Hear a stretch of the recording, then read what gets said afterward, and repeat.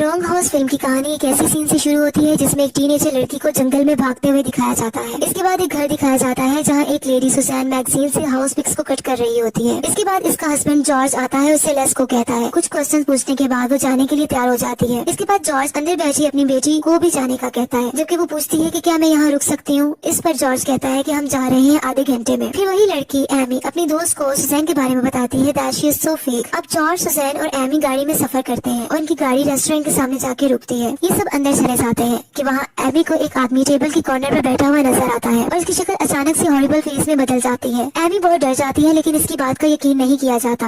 Amy गाड़ी में कहती है कि मैं घर जाना चाहती हूँ, लेकिन जॉर्ज, इसका फादर, कहता है कि पहले हम घर देखने जाएंगे और फिर दोबारा हम घर वापस आ जाएंगे। फिर वो लंबा सफर करने के बाद इस घर तक पहुँचते हैं जहाँ फॉर सेल लिखा होता है और साथ ही में उसी के ऑनर की तस्वीर बनी होती है। जैसे ही एमी उस आदमी की तस्वीर देखती है तो वो बताती है कि ये वही आदमी है जिसको इसने रेस्टोरेंट में देखा था, लेकिन इसकी बातों को इग्नोर किया जाता है। कुछ देर में उस घर में पहुँच जाते हैं और वहाँ कोई भी नहीं होता। वहाँ एक स्पीकर होता है जिसमें से वेलकम की आवाज आती है और ये भी स्टेटमेंट बोली जाती है कि आप फ्रीली इधर उधर जाकर घर देख सकते हैं। और कहा जाता है कि स्पीकर के बटन को प्रेस करके वो इस अजीम जगह के बारे में जान और सुन सकते हैं। कुछ देर में वहाँ एक जीप आती है जिसमें एक दूसरी फैमिली होती है जो कि पहले ही इस घर को देखकर जा चुकी होती है। दोनों फैमिलीज का इंट्रोडक्शन होता है। इसके बाद जॉर्ज की फैमिली गाड़ी में बैठकर चली जाती है जंगल की तरफ। जैसे इनकी गाड़ी जा रही होती है कि इनके सामने एक लड़की आती है और जमीन पर गिरकर जख्मी हो जाती है। ये सब उतरकर उसको देखते हैं और पूछते हैं कि क्या वो ठीक है। इसके मुंह से खून बह रहा होता है और मुंह से अजीबोगरीब आवाजें निकालती है और बहुत ही मिस्टीरियस वे से अपने हाथ से एमी के चेहरे को भी टच करती है। इमीडिएटली सेकंड फैमिली की भी जीप पीछे से आ जाती है और इन सबको अपनी गाड़ी में बिठाकर ले जाते हैं। सब दोबारा इस घर के सामने चले जाते हैं जहाँ फॉर सेल लिखा होता है।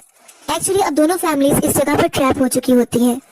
अब वो गाड़ी से यहाँ से निकलने की कोशिश करते हैं, लेकिन गाड़ी इस घर के सामने आकर रुक जाती है। तो दूसरी फैमिली का हेड अंदर जाने का कहता है और अंदर जाकर स्टे करने का बोलता है, जबकि उसकी वाइफ कहती है कि बहुत बैड आइडिया है। एमी बताती है कि ये स्ट्रेंज लड़की अंदर नहीं जाना चाहती। एमी का फादर जॉर्ज कहता है कि तुम्हें डरने की जरूरत नहीं, हम यहाँ इकट्ठे होंगे। कुछ देर में वो इस घर में चले जाते हैं और अंदर बहुत ही डार्कनेस होती है। इस स्ट्रेंज लड़की को अपस्टेयर्स में विंडो पर एक आदमी नजर आता है जो कि एक बच्चे का मुंह छुपाए हुए होता है। उसने उस बच्चे के मुंह पर हाथ रखा होता है। उसके पास सुजैन बताती है कि स्ट्रेंज लड़की को फीवर हो गया है। अगली सुबह स्पीकर से आवाज आती है वेलकम की और सेम स्टेटमेंट को रिपीट किया जाता है। इस पर सबकी आंख खुल जाती है और वो देखते हैं कि वो स्ट्रेंज लड़की गायब होती है। फिर वो विंडो से बाहर एक आदमी को देखते हैं जो अपने डॉग के साथ होता है। दूसरी फैमिली का हेड सबको लेकर बाहर जाता है, लेकिन वो गायब हो जाता है। कुछ देर में वो अंदर आते हैं तो स्ट्रेंज लड़की मिल जाती है। इस सीन में ये जाहिर होता है कि स्ट्रेंज लड़की की जुबान कटी हुई है। एक महीना गुजर जाता है। सेकंड फैमिली की लेडीज फाइट कर रही होती है कि इसी विंडो के बाहर एक बच्ची नजर आती है जो कि हकीकत में इसकी अपनी मरी हुई बेटी होती है। इसके अलावा ये भी दिखाया जाता है कि जो इनका बेटा, सेकंड फैमिली का जो बेटा होता है, वो बैसाखियों की मदद से चलता है। वो उसकी रिकवरी हो रही होती है। सेकंड फैमिली के बेटे का नाम जैसन होता है। वो एमी के साथ घर से बाहर जाता है, जबकि जाने से पहले जैसन का बाप इसको रिवॉल्वर दे देता है ताकि वो अपनी प्रोटेक्शन कर सके। जैसन एमी के साथ होता है कि एमी को विंडो में से एक छोटा बच्चा नजर आता है। वो जल्दी से घर की तरफ भाग जाती है और अपने फादर को आकर बताती है कि मैंने एक बच्चे को देखा है। एमी के पेरेंट्स कुछ नोट्स और चीजें लेकर बैठे होते हैं और वहाँ एक पिक भी पड़ी होती है जहाँ उस बच्चे की तस्वीर होती है। तो एमी इसको पहचान लेती है और बताती है कि ये वही बच्चा है। और सब अपस्टेयर्स की तरफ तेजी से जाते हैं, लेकिन इस जगह कोई नहीं होता। जबकि डाउनस्टेयर्स में दूसरी फैमिली की लेडी एक बॉक्स ओपन करती है और इसमें से बहुत से पजल्स निकाल लेती है और इनको टेबल पर रख देती है। इसके बाद वो इन्हें सॉल्व करने का सोच रही होती है कि इसे पीछे से मम्मी की आवाज आती है। जब वो टर्न होकर देखती है तो इसकी छोटी बेटी, जिसको इसने विंडो से बाहर देखा था, वो इसके पीछे खड़ी होती है। वो औरत अपनी बेटी को गले लगा लेती है और इसकी पिन वगैरह सेट करती है। वो बच्ची कहती है कि मैं यहाँ नहीं रुक सकती और अपनी माँ के कान में विस्पर करती है। वो स्ट्रेंज लड़की सोफे पर लेटी सब देख रही होती है कि वो लेडी के पास कोई नहीं होता। वो एक्शन से किसी किसी गिले मिलने का कर रही होती है। अगले सीन में जंगल का व्यू दिखाया जाता है। इसके बाद डिनर टाइम होता है जिसमें सुजैन कहती है कि मुझे पता है कि तुम कुछ जानती हो, लेकिन इस पर वो लेडी कहती है कि मैं कुछ नहीं जानती और मैं फॉल्ट पर नहीं हूँ। सुजैन उससे रूडली बात करती है जिससे वो बाहर चली जाती है। जैसे ही सेकंड फैमिली की लेडी बाहर जाती है तो वहाँ उसको अपनी बेटी दोबारा नजर आती है जो कि इसके कान में दोबारा विस्पर करती है। नेक्स्ट सीन में सुजैन को ख्वाब आता है जिसमें इसका हस्बैंड जॉर्ज को देखती है और वो बहुत वायलेंट होता है। इसके बाद वो सामने वाली कुर्सी पर वही आदमी रॉन को बैठा हुआ देखती है कि अचानक से सुजैन की आंख खुल जाती है और वो अपने हस्बैंड जॉर्ज से डर जाती है और कहती है कि तुम ऐसा नहीं कर सकते। डाउनस्टेयर्स से बैठी एमी पजल्स को जोड़ने की कोशिश कर रही होती है और फिर दूसरी फैमिली हेड आ जाता है और उसके पास खड़ी स्ट्रेंज लड़की से बहुत सारे क्वेश्चंस करता है। उसके बाद थोड़ा हाइपर हो जाता है। एमी का बाप इसे यकीन दिलाता है कि अंदर कुछ नहीं है, सब कुछ ठीक हो जाएगा और मैं तुम्हारे साथ कुछ नहीं होने दूंगी। अगले सीन में जंगल में एमी, सुजैन, जॉर्ज पहुंच जाते हैं और जैसन का बाप इनको पिस्टल दिखाता है और कहता है कि तुम एक एक करके निकलने की प्लानिंग कर रहे हो। एमी का फादर जॉर्ज बताता है of course not. Next morning Amy अपना फेस वॉश कर रही होती है कि इसकी मदर इसको पीछे मिरर में दिखाई देती है जबकि इसका गला कटा हुआ होता है। दूसरी तरफ सुजैन एक छोटी नाइफ लेकर उधर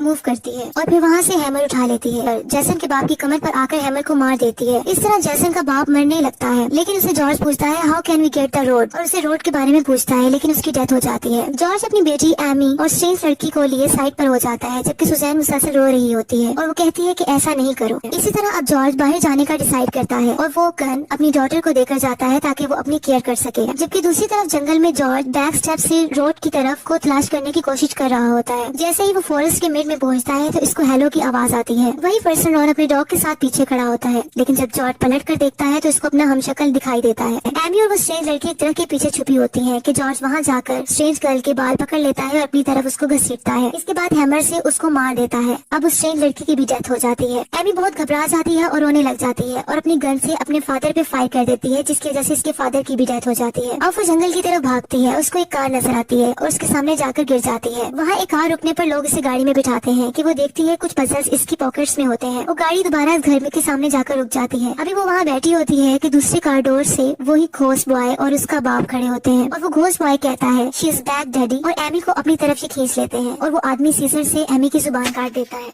ये कम्प्लेक्स मूवी है जो बहुत से क्वेश्चन छोड़ती है। राइटर इस मूवी की एक्सप्लेनेशन पर कहता है कि बेसिकली ये सब मर्डर घोस्ट बॉय और घोस्ट मैन कर रहे होते हैं, ह्यूमन बॉडीज को पोज करके उनके दिमाग को साइकोलॉजिकल टॉर्चर करते हुए। और आखिर में ये पता चलता है कि ये वही पुराना साइकिल है जो दोबारा से शुरू हो जाता है। जैसा कि हमें पता चलता है कि एमी की जुबान कट गई है और वो अब स्ट्रेंज गर्ल मानी जाती है। इसी फैमिली के लिए जो इस घर में जो फॉर सेल है देखने आएंगे। इसी तरह एमी इसी फैमिली की कार से टकरा जाएगी और वो फैमिली स्ट्रेंज गर्ल को स्ट्रेंज हाउस में ले जाएंगे और खुद भी ट्रैप हो जाएंगे और इन सबका मर्डर हो जाएगा। इसी तरह ये कहानी चलती रहेगी।